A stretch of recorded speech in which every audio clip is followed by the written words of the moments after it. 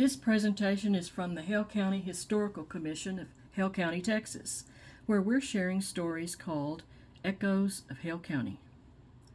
This is a story from the book Hale County Facts and Folklore, edited by Vera Dean Wofford, published in 1978. It is an editorial called The Lowly Cowchip. Probably the super-sensitive housewife of today is a little finicky about cowchips. She doesn't mention the term except in subdued tones, and so far as thinking about cooking with them, not her.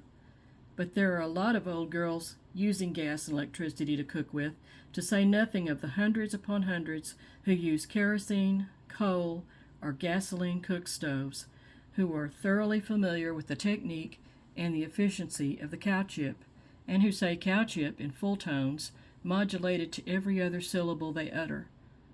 They know what cowchips are, how to use them, and remember how proud they were when the family had an ample supply of good cowchips on hand.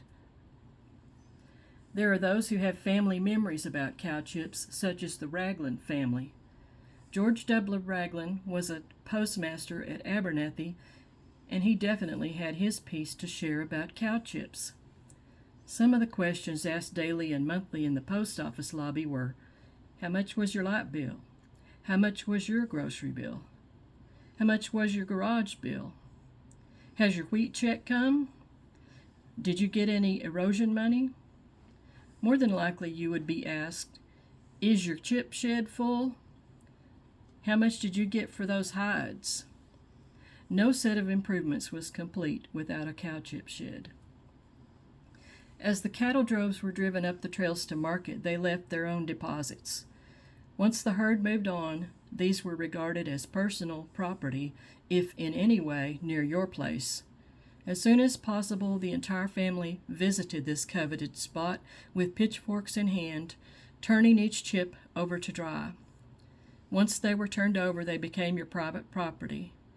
There was an unwritten law that no one should trespass on this fertile spot after it's put in a drying condition. The following Saturday, the head of the family would load the children and all the wash tubs in the wagon and set off for the happy hunting ground. When we reached the spot, all hooked up to a wash tub and gathered in the sheaves. No one ever asked what your gas bill was. That fuel problem was solved. The only controversy my father ever had with a neighbor was concerning an invasion on the cherished spot where we had our fuel drying. This neighbor was a new settler from Kansas and did not know he was willfully violating the law. But after my father had warmly explained to him the unwritten law, he immediately gathered a load of chips of like size and proportion and brought them and filled our old chip shed. It was a favorite pastime then for a boy to go home with his sweetheart for Sunday dinner and feed the bovine fuel to the stove while she prepared the meal. Yes, we felt a degree of independence when the chip shed was full.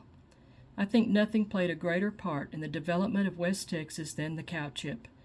West Texas deserved a $100,000 memorial to the one thing that enabled the pioneers to stay in West Texas, and it should be placed on Section 8, Block CL, Hale County, Texas, 10 miles northeast of Abernathy, on the old W.H. Ragland homestead.